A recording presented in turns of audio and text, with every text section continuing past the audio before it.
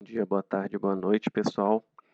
Vocês estão aqui no podcast do Vitor, onde eu falo sobre assuntos como leitura, estudos e produtividade. Antes de começar o episódio, eu queria falar para você me seguir tanto aqui no YouTube quanto nas plataformas de podcast, como Spotify, iTunes, Google Podcasts. Também queria falar que no meu Instagram eu faço conteúdo todos os dias. O link vai estar na descrição, mas você pode digitar lá que é Vitor JPEG, beleza? Também queria falar que, como eu estou querendo melhorar a qualidade da minha produção, né, comprar um microfone melhor, uma câmera melhor e tudo mais, eu vou voltar a vender o meu livro, tá certo? E esse dinheiro do livro vai ser 100% voltado para comprar melhores equipamentos aqui para o meu podcast. Então, se você gostaria de me ajudar de alguma forma, basta você fazer a compra desse livro e poder me ajudar, né, nessa minha empreitada aí no mundo dos podcasts.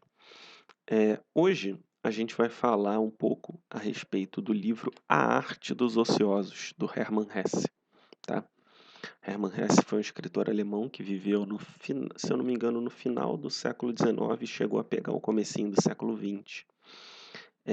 Eu vi essa recomendação no podcast do professor Rodrigo Gurgel, né, que ele tem no Telegram, que fala sobre literatura, né, como escrever melhor e tudo mais. E ele fala um pouco da necessidade que as pessoas com trabalhos criativos precisam de ter um tempo ocioso, ter um tempo livre para pensar, para se acalmar, né? Ter um tempo de higiene mental, digamos assim, né? Como ele chama no primeiro capítulo. E assim, é interessante porque eu sempre achei que isso era preciso, né? Um certo tempo livre para você se dedicar a coisas mais profundas, né? Não falo nem para, sei lá, jogar videogame, ficar vendo filme, porque isso não é tempo livre, né? Tempo livre mesmo, que você passa a pensar nas suas coisas, né? E isso ficou claro para mim em 2 momentos. Eu vi uma aula do Ítalo Marcilli falando sobre produtividade, né? E ele falava que os estoicos tinham 2 momentos ali, para fazer essas reflexões, né? Então eles contavam a própria história e eles refletiam sobre a morte. Então, nesses momentos era um momento de ócio que eles refletiam sobre a vida, as suas decisões e tudo mais. E, igualmente, naquele livro Hobby como Artista, tem um capítulo só dedicado a hobbies e a outras atividades assim mais simples, mas que têm a sua importância, né? A gente fala que o Ítalo até comenta, né, sobre a necessidade do supérfluo necessário. Então, tem um momento ali de paz, de sossego, que não é um convite para você ser preguiçoso. Claro que, poxa, você tem que trabalhar, estudar, fazer as suas tarefas, né? E esse livro justamente fala sobre isso, esse momento mais pacífico, mais calmo, né? Então hoje eu vou fazer uma coisa diferente. Eu vou pegar o primeiro capítulo desse livro, e esse livro é composto por vários ensaios, né? A estrutura do livro é baseada no ócio, né? Se fala sempre sobre o ócio, mas ele fala de várias coisas. Numa viagem que ele fez, fala da política, fala das mudanças, né? Mas o que eu vou fazer é pegar esse primeiro capítulo, ler parágrafo por parágrafo e comentar com vocês as coisas que eu venho observado, tá? Desse parágrafo. Esse livro, pelo que eu vi, não é uma leitura que eu deveria fazer agora, é uma leitura para depois. É, mas ainda assim, esse primeiro capítulo foi muito interessante, né? Achei bem legal e com certeza vai trazer muitas noções interessantes aí para vocês, tá? Antes eu queria falar que, por enquanto, eu vou manter esse formato de áudio só com uma imagem parada, porque eu vejo que se eu usar um software para gravação do áudio, ele fica muito melhor no termo de qualidade do áudio. Então, como é um podcast, isso aqui, né, a intenção é justamente priorizar o áudio e não tanto a imagem. Então, até eu conseguir uma câmera melhor aí, um microfone melhor e tudo mais, eu vou focar nesse tipo de formato mesmo, né, priorizando a qualidade do áudio, ainda que não seja a qualidade ideal, né, que eu queira. Então vamos lá. Nesse primeiro capítulo, ele fala sobre higiene mental para os artistas, né. Vai lembrar que Hermann Hesse ele era um escritor, ele também era um pintor, né. E ele falava basicamente a comunidade artística da época, né, escritores, romancistas, de forma geral, artistas, né.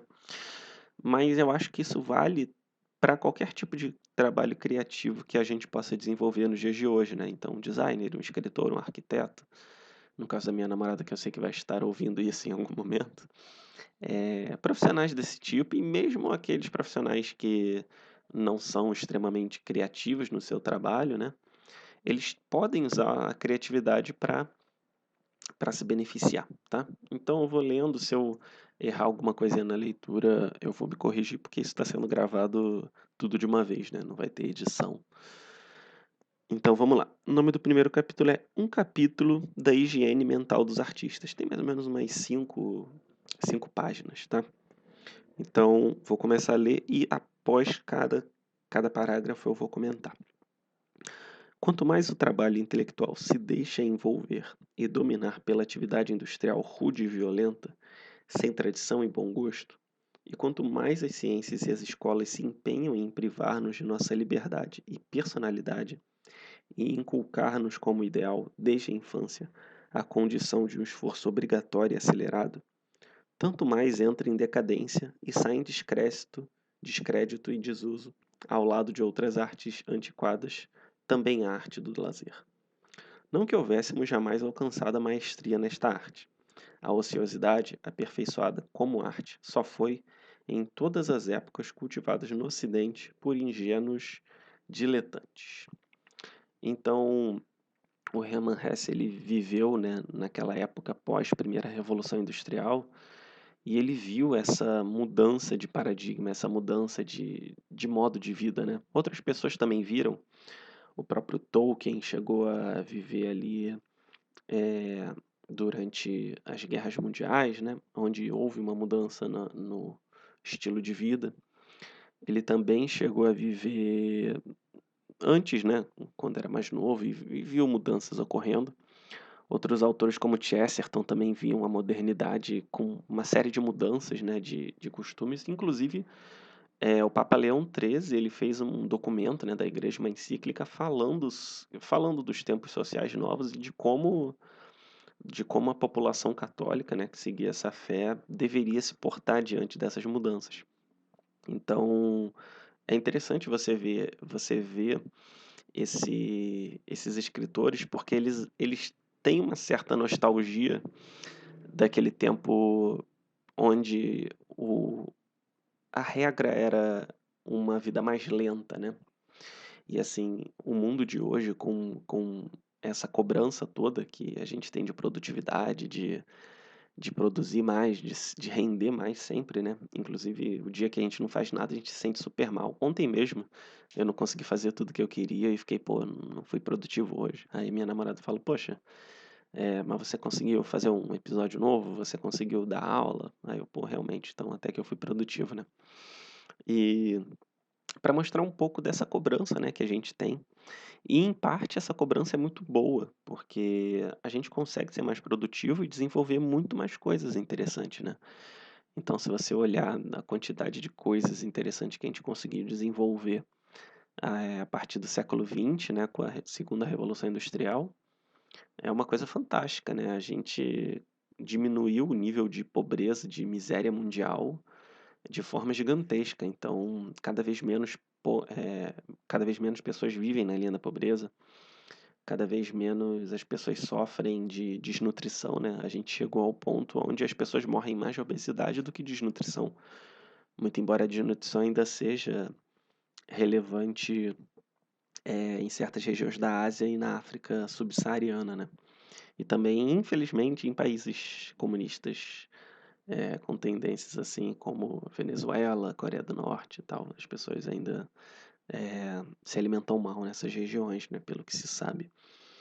Então, ele fala que de fato, eh, tanto o avanço da ciência e da tecnologia e a mudança no estilo de vida provocaram um estilo de vida mais rápido, né. O professor Olavo ele até fala que no campo é onde as pessoas têm a vida de verdade, porque a cidade é uma ilusão, é tudo muito rápido, tudo muito tenso, e a vida em cidades pequenas, cidades de interior é com aquele regime mais calmo, onde as pessoas se conhecem, têm um senso de união, é o tipo de vida mais genuíno do ser humano, né.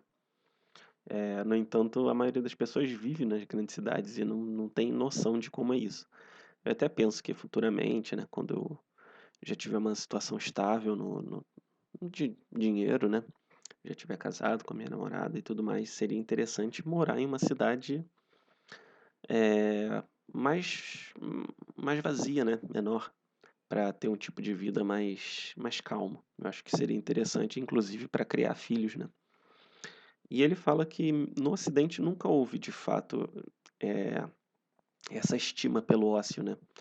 Então, é até interessante, porque tem o autor do livro Hobby como Artista, que eu já citei hoje, ele fica fazendo algumas colagens, algumas montagens, assim, no Instagram, né, na rede social, e às vezes eu fico: "Pô, ele fica fazendo isso o dia todo, mó vagabundo", sendo que, pô, é o trabalho dele ser criativo, né, fazer montagens, fazer colagens, fazer textos para blog, para o e-mail dele.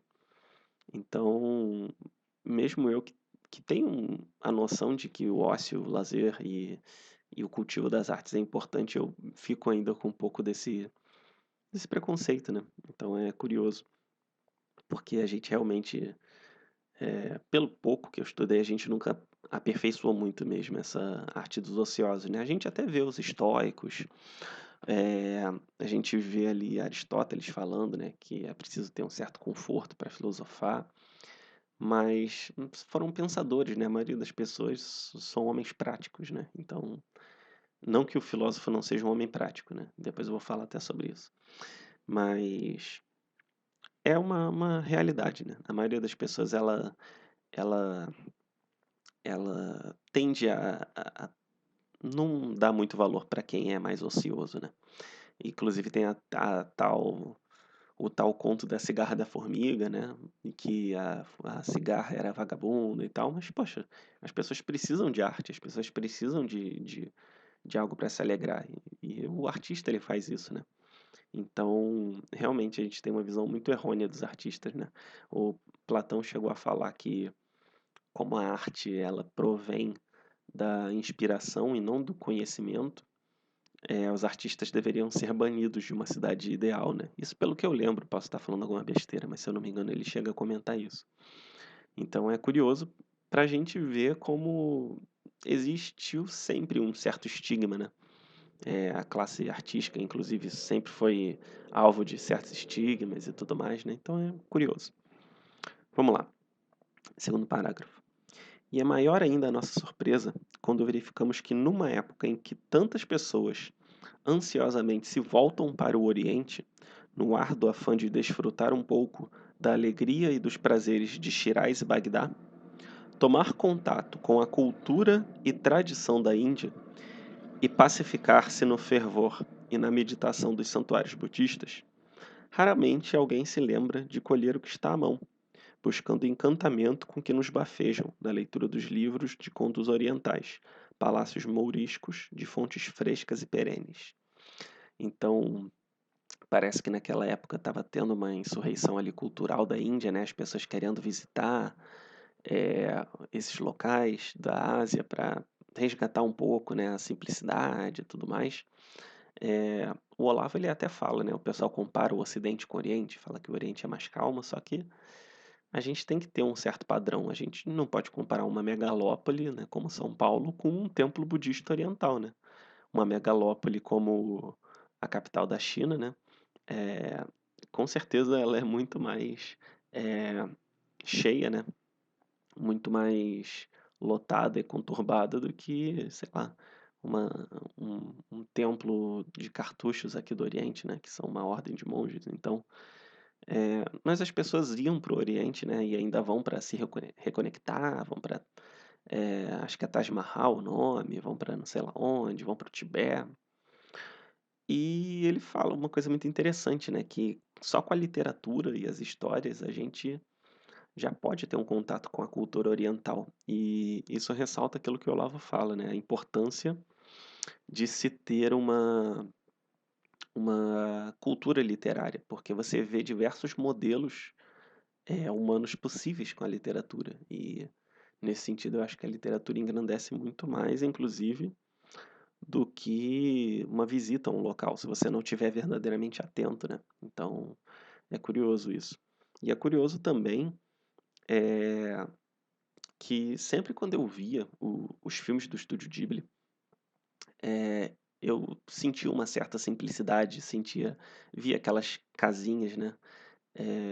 Pequenas, aquelas paisagens naturais, poxa, dá vontade de viver nesse filme, sabe? O Estúdio Ghibli, ele é o responsável por vários filmes como A Viagem de Chihiro, Ponyo, Castelo no Céu, Nausicaa, né? Então, tem vários filmes, assim, estilo de animação, né, para crianças, mas é encantador, encantador. Eu até recomendo, né, se você tiver a oportunidade de ver algum desses filmes. Então, vamos lá, vamos dar continuidade. Por que tantas pessoas no Ocidente encontram alegria e satisfação nos livros dos contos de As Mil e Uma Noites, do folclore turco, e no delicioso livro dos papagaios, o Decameron, da literatura oriental? Por que um escritor tão reinado e original, entre os mais recentes, como Paul Ernst, trilhou, em sua Princesa do Oriente, tantas vezes esses velhos roteiros? Por que Oscar Wilde foi prazerosamente ali refugiar-se com sua cansada fantasia?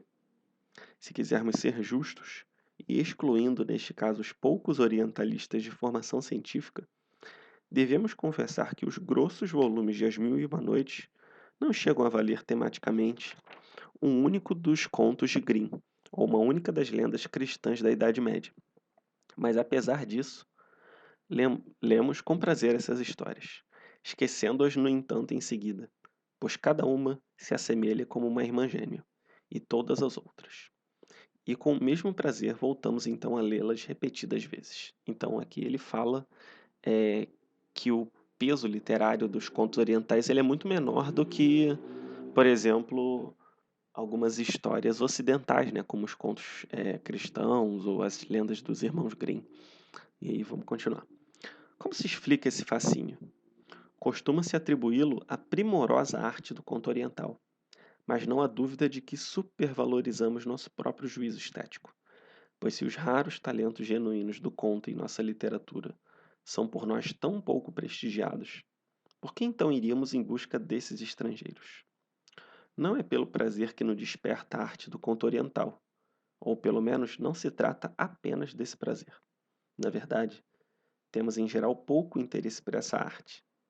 Em nossa leitura, procuramos, além do sensualismo, estímulos psicológicos e sentimentais.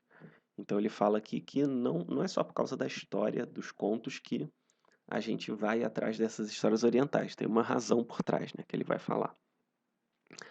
A base dessa arte que nos fascina com mágico poder é simplesmente o lazer oriental, ou seja, a ociosidade elevada à altura de uma arte, exercida e gozada com requinte e bom gosto. O contador de histórias árabes encontra ainda, no momento culminante de sua fábula, o tempo suficiente para descrever uma tenda real de púrpura, uma gualdrapa ornada com bordados e pedras preciosas, as virtudes de um derviche ou a perfeição espiritual de um sábio verdadeiro. Antes de dar a palavra a seu príncipe ou princesa, o narrador oriental descreve com detalhes o rubor e o traçado perfeito dos lábios, a forma e o brilho dos dentes belos e alvos, o encanto do olhar ardente destemido ou dos olhos baixados com recato, o gesto da mão delicada, imaculadamente branca, na qual as unhas rosadas opalescentes rivalizam com o brilho dos anéis cravejados de pedras preciosas. E os ouvintes não interrompem, não conhecem a impaciência e a sofreguidão do leitor moderno. Ouvem-no descrever as qualidades de um velho ermitão, os prazeres amorosos de um jovem, ou o suicídio de um vizir caído em desgraça. Então ele diz que nas histórias orientais ainda existe um cultivo do ócio, ainda existe uma espécie de lentidão no olhar, lentidão no pensar que a gente tanto busca aqui no Ocidente. E claro que se a gente for olhar o Oriente de hoje em dia, né, a China, Coreia do Sul, Japão, a gente vê que na verdade eles se matam de trabalhar. O regime de trabalho nos países da Ásia é muito maior do que no Brasil, por exemplo. Então, a gente vê que na verdade, hoje em dia isso mudou um pouco, mas pelo menos à época ainda havia um cultivo muito grande desse ócio, dessa lentidão, né? Inclusive, no meu caso, que trabalhei com pesquisa, trabalho com pesquisa ainda, né? A gente tem que se acostumar a um ritmo lento das coisas, porque as análises demoram, a pesquisa demora a ser publicada, você não consegue fazer certas análises rápidas, tem que ficar desculpe, 2 semanas numa fila. Então, talvez eu tenha conseguido cultivar um pouco melhor, porque eu tive que me adaptar a esse prazo alongado, né, que a vida acadêmica traz. E, de certa forma, o homem ele busca essa calmaria, né? Acho que não pela preguiça, mas pela ânsia de ter uma vida mais plena, né? Talvez de ter uma vida com mais silêncio, mais recolhimento, né? Porque no final das contas a gente tem uma tendência nossa que busca o recolhimento, a reflexão, mas muitas das vezes a gente esquece isso, né? A gente considera que isso não tem tanto valor e que a gente tem que ser produtivo e tudo mais. E especialmente hoje, né, no século XXI, com um aumento ainda maior de produtividade, tem home office, tem trabalho eh, remoto, você trabalha e faz um freelancer, você trabalha no Uber de dia, de noite você entrega lanche, então é complicado, né? Ainda mais você buscar esse tempo, e aí você tem estímulo de rede social a todo momento, então é complicado ter esses momentos assim de reflexão, né? Por isso que padres e filósofos, eles recomendam que você 2 vezes ao dia separe 15 minutos de oração, né. E eu tenho feito isso, né, tenho buscado meditar sobre algum livro espiritual de manhã e de tarde eu rezo o terço, né, durante 15 minutos mais ou menos cada período e realmente me faz bem, né. Esses momentos onde tradicionalmente eu não faço nada, né, entre aspas, são muito bons para me botar no eixo. E é engraçado porque eu perco um pouco de tempo para ganhar depois, que eu me torno mais eficiente quando necessário. E vocês têm que ver, né, se vocês tentarem ficar 15 minutos lendo um livro espiritual ou rezando ou meditando, vocês vão ficar inquietos, vão querer levantar, andar para lá e para cá, né. São coisas que acontecem. Mas isso treina você para ganhar uma certa resiliência, sabe. É bem interessante. E eu queria ressaltar também que ele fala, né, que eles perdem tempo para descrever detalhes, eh isso me chamou muita atenção, porque quem faz muito isso é o Tolkien, o autor de O Hobbit, Senhor dos Anéis, né. No Hobbit ele não faz muito isso, mas no Senhor dos Anéis ele, em diversos momentos, para descrever a paisagem e o que que os aventureiros vão comer naquela noite e quem vai ficar de guarda, e qual a impressão que eles têm quando eles chegam numa cidade. Então o Tolkien, ele é mestre dessa arte, né. Esse não sei se vocês estão ouvindo o serralheiro, né, mas tá bom. Eles são mestre dessa arte de Ele é mestre dessa arte de descrever essas situações de ócio, né, da simplicidade. E eu lembro que quando eu fui ler pela primeira vez Senhor dos Anéis, eu fiquei meio sem vontade de continuar lendo, porque eu achava meio chato, né. Mas quando eu fui reler isso lá para os meus 23, sei lá, 23 anos, por aí, 22, eu achei maravilhoso, fiquei apaixonado. Mesmo com ritmo lento, a construção do mundo que ele faz é fenomenal, né. Não é à toa que ele é a base de toda a fantasia, da literatura, dos jogos, né, dos quadrinhos durante o século XX e XXI. Tinha mais alguma coisa para eu comentar, mas sim, sim. Não, depois eu comento sobre isso, sobre espécies de leitura, né. Eu sei que vai ter um trecho que vai ser mais propício. Vamos lá, continuando. Na leitura dessas narrativas, acompanha-nos incessantemente um sentimento de ânsia e inveja. Essas criaturas ainda têm tempo. uma quantidade imensa de tempo. Podem gastar um dia e uma noite na busca de uma metáfora para a beleza de uma jovem ou a maldade de um criminoso. E os ouvintes vão deitar-se calmamente para dormir, caso uma história começada ao meio-dia tiver sido contada à noite, apenas pela metade, fazendo as suas orações e procuram agradecidos a Alá adormecer, pois amanhã é outro dia. Eles são milionários do tempo e tiram água de um poço inexaurível, para quem a perda de uma hora, de um dia ou de uma semana pouco significa. E enquanto lemos bela aquelas infindáveis, intricadas e entranhadas fábulas, estranhas fábulas, desculpe, tornamo-nos também singularmente pacientes, a ponto de não desejar o seu fim, pois apossou-se de nós, por alguns instantes, uma estranha e poderosa fascinação. A divindade do ócio tocou-nos com sua milagrosa vara mágica. Então é isso, né? A nossa ânsia por ter esse tempo livre que eles têm. E é engraçado essa questão, né? Porque quando eu lia o Senhor dos Anéis, quando eu cheguei a ler pela primeira vez, né? Eu não tive essa paciência e parece que hoje, como eu tô mais maduro, eu realmente consegui ler com mais paciência e consegui aproveitar a profundidade da obra, né? Então, e é curioso, né? Por causa da quarentena, minha rotina está muito mais flexível. Eu estou trabalhando freelance, eu estou fazendo as publicações do doutorado, mas como eu não estou dando aula, né? Tá tudo muito mais tranquilo de tempo e não consigo. Eu sei que é uma tragédia que está acontecendo, mas esses momentos acabam sendo mais pacíficos para mim, né? Porque eu não fico vendo notícia para não ficar nervoso nem nada, mas consigo aproveitar meu tempo para fazer outras coisas, até jogar um videogame, coisa que eu não estava jogando tanto, né? Durante a quarentena eu pude pegar e jogar. Já zerei vários jogos, vou zerar mais jogos aí. Tô zerando Pokémon, enfim. As multidões que, exaustas, mas cheias de esperanças, voltam a peregrinar para o berço da humanidade e da cultura, e que vão prostrar-se aos pés do grande Confúcio e do grande Lao Tse. São impelidas pela imensa nostalgia daquele ócio divino. De que vale o sortilégio libertador das aflições de Baco ou a ação voluptuosa, doce e entorpecente do haxixe, diante do infinito repouso do fugitivo do mundo que, sentado no alto da montanha, acompanha de olhos vigilantes a revolução de sua sombra, e cuja alma, atenta e desvelada, se deslumbra e se perde no ritmo inebriante, contínuo e silente dos sóis e das luas, emergentes de suas órbitas. Em nossos países do Ocidente, retalhamos o tempo em pequenos ínfimos pedaços, dos quais cada um tem ainda o valor de uma moeda.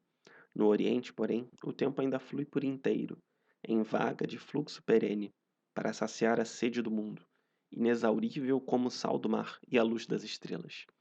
Então ele fala que cada tempo vale dinheiro aqui, né? Tem o ditado, né? Tempo é dinheiro, literalmente, que a gente tem que aproveitar ao máximo. Eu já vi até técnicas de produtividade, né? Que o Ícaro mesmo falou, divide cada meia hora do seu dia como uma porção de tempo. E tem outras técnicas de produtividade como o Pomodoro, que eu sou fã, né? Eu acho que é muito importante. Mas mostra um sinal dos tempos, né? Essa necessidade nossa de buscar uma espécie de produtividade incessante.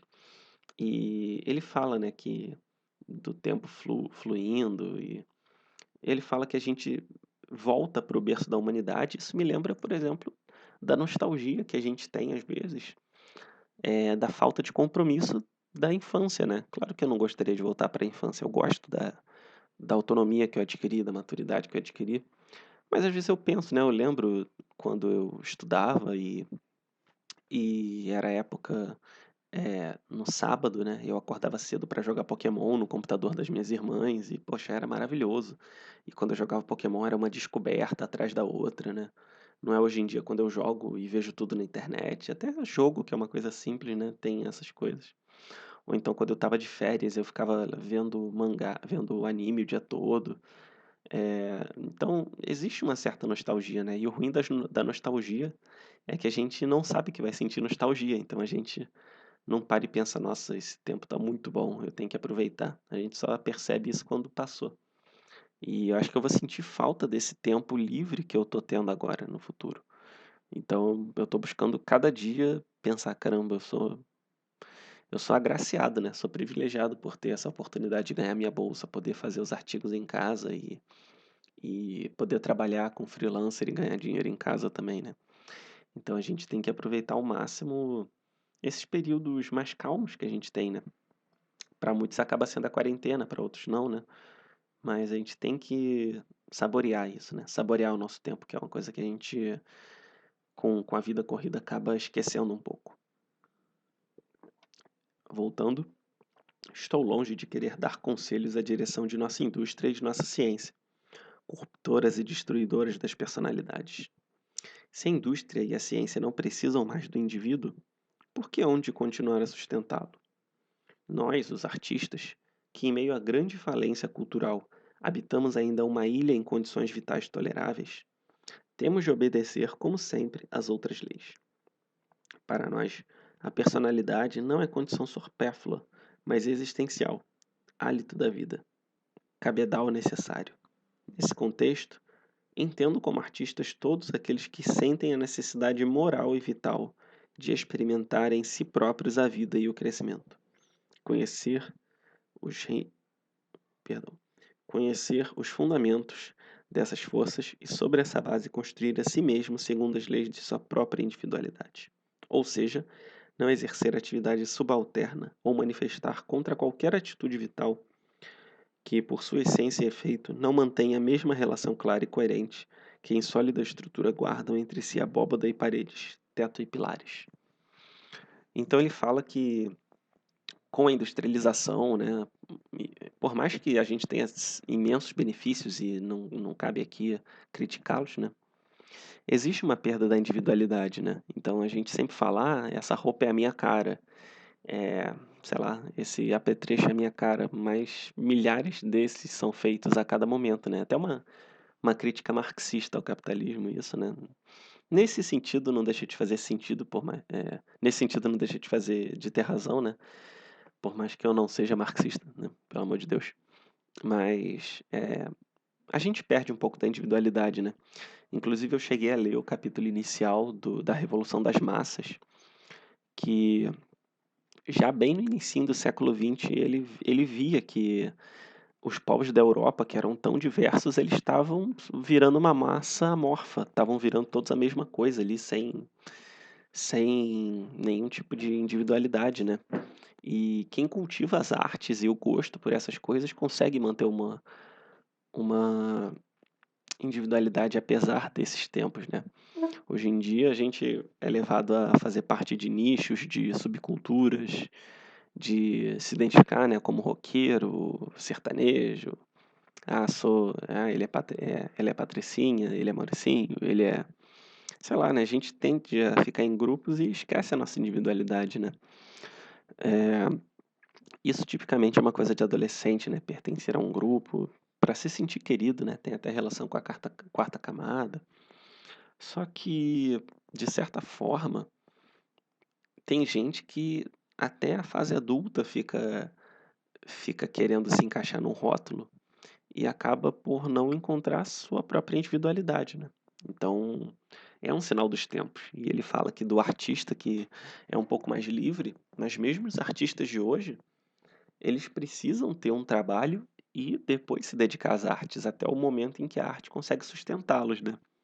Eh, por um certo momento foi assim, mas os artistas, se eu não me engano, da Renascença, eles eram recebiam fundos de nobres, de sacerdotes para poder viver e construir suas obras livremente. Então, é um outro regime, né. Hoje em dia existem plataformas como Apoia-se, Patreon, onde você, que é um artista, pode buscar financiamento, mas ainda assim, muitas vezes você continua tendo que trabalhar com alguma coisa, pontual ali para garantir a sua renda.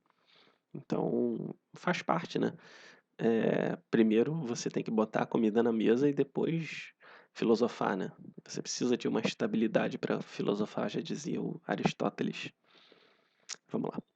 Mas os artistas sempre sentiram a necessidade dos períodos de folga para poder consolidar a nova aquisição e amadurecer a ação ainda inconsciente, para poder aproximar-se com devoção espontânea, novamente na natureza, voltar a ser criança, sentir-se de novo amigo e irmão da terra, da planta, da rocha e da nuvem.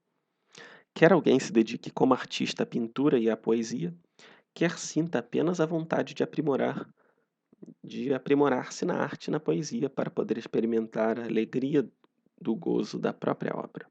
Haverá sempre para todos pausas necessárias e inevitáveis.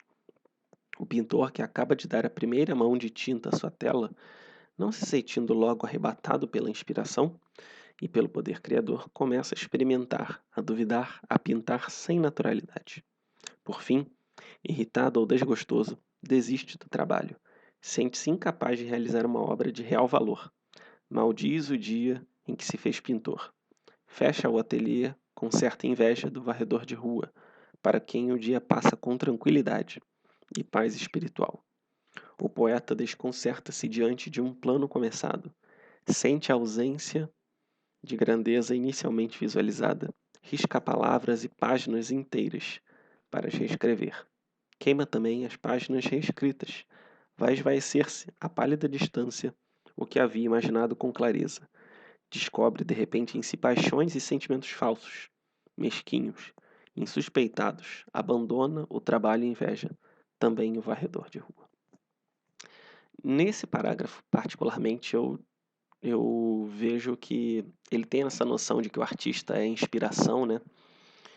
E Platão até achava isso, né? Eu falei isso mais cedo, mas eu já vi em 3 lugares diferentes. Já vi o professor Rodrigo Gurgel falando, já vi o Seth Godin falando, que ele é dessa parte do marketing de conteúdo, né?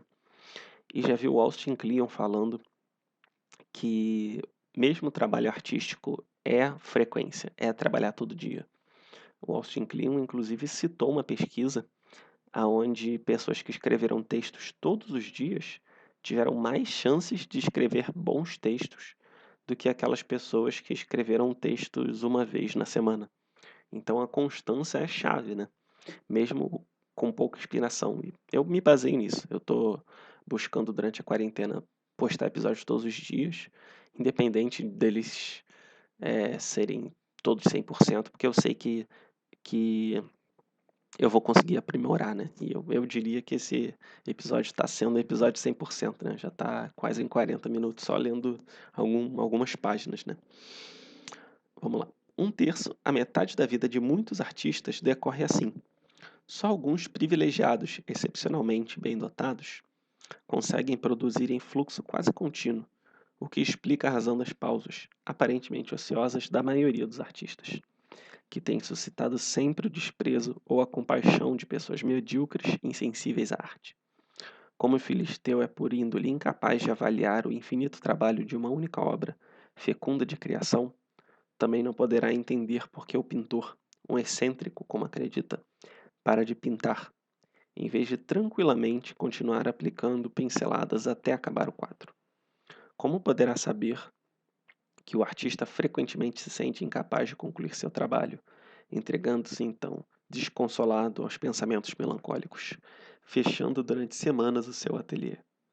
O próprio artista vê suas esperanças frustradas por essas pausas que não pode prever e que o lançam inesperadamente em aflições e sofrimentos, até que consiga compreender que deve obedecer às leis inatas que o animam e que seu insucesso decorre com a mesma probabilidade de um excessivo impulso criador ou do esgotamento por excesso de trabalho. Uma força está ativa em sua alma, força que pela sua vontade se manifestaria logo na criação de uma bela obra. Mas esse poder, sentindo-se imaturo, ainda não quer plasmar-se. Cuida de guardar o segredo de sua única possível e mais bela criação. Resta, assim, apenas esperar. Mais um parágrafo extenso, né, falando sobre o período de ócio do artista. Novamente, aquelas observações que eu falei precisam ser consideradas, mas eu entendo que às vezes a gente precisa dar uma folga, né? Então eu lembro que teve uma época que todo dia eu fazia milhões de conteúdos no Instagram e eu cheguei e falei, cara, não dá mais. E eu passei a fazer, sei lá, 3, 4 histórias por dia. E faz parte, né? A gente às vezes precisa dar uma acalmada, mas ainda acho que o trabalho artístico precisa de constância também. Vamos lá. Dos momentos de ociosidade, quando as opções para a simples distração são incontáveis, o artista deve dedicar grande parte desse tempo ao estudo das obras dos mestres clássicos e contemporâneos. Mas quando nos aflige um problema crucial, para o qual ainda não antevemos uma solução, como uma lança que nos ferisse o corpo, a leitura de Shakespeare seria, no mínimo, uma atitude equívoca.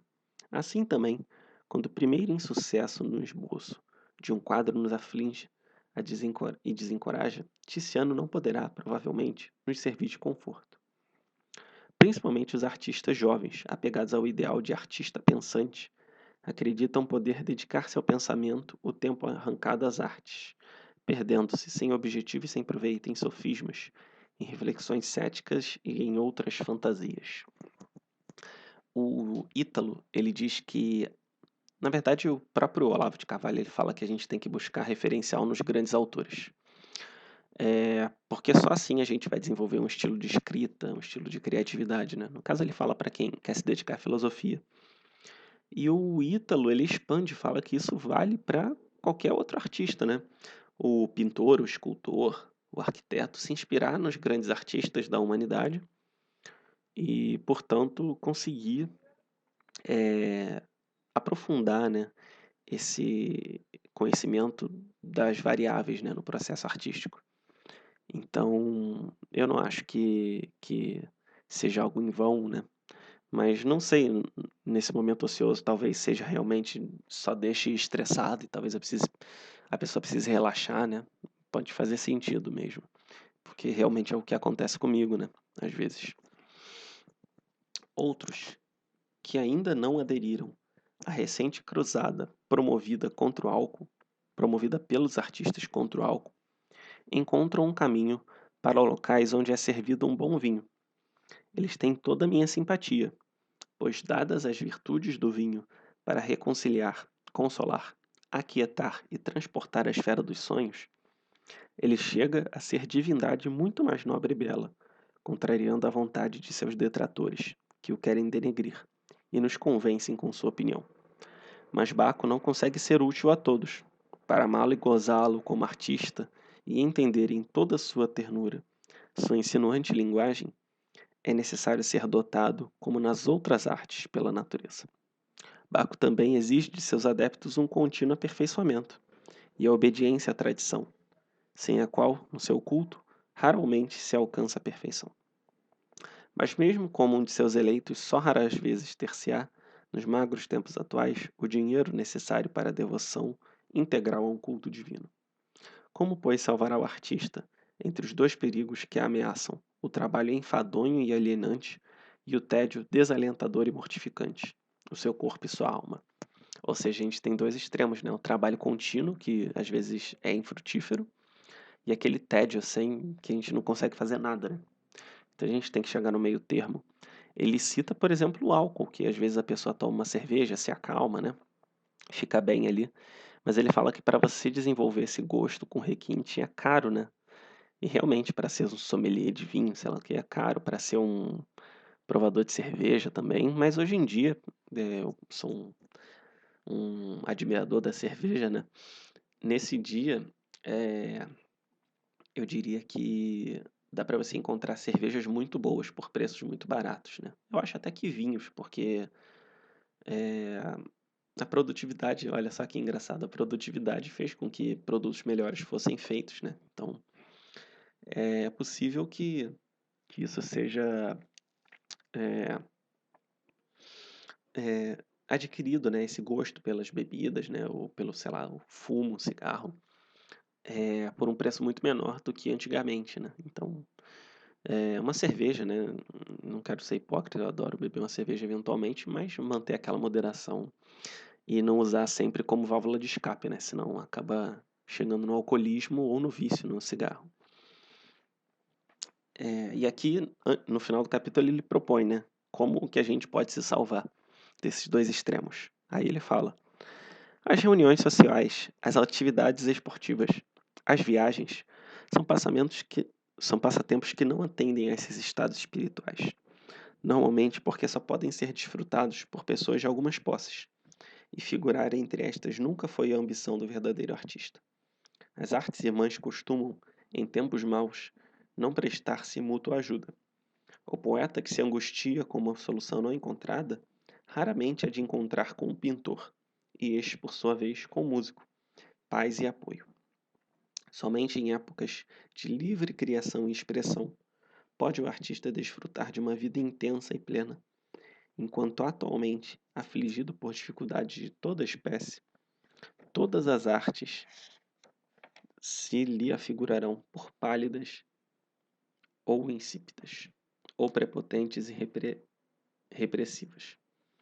Uma hora de música de Beethoven tanto pode destruir para sempre como curar o artista desanimado e desamparado. Então, você buscar alívio nas artes, né? Se você é um escritor, buscar na música; se você é um músico, buscar na pintura. Ele diz que acaba não funcionando, né? É, e ele fala uma coisa interessante, né? Que certas atividades não funcionam, mas hoje em dia, graças a Deus, a gente tem a possibilidade da prática de esportes, né? Então, fazer uma academia, fazer uma caminhada melhora muito, porque ati- é, estimula a produção de endorfina no nosso corpo, né? Que nos deixa com vontade de fazer as coisas, motivado. Então, é uma boa pedida. E assim, por causa da quarentena, eu não tô nem treinando, né, na academia.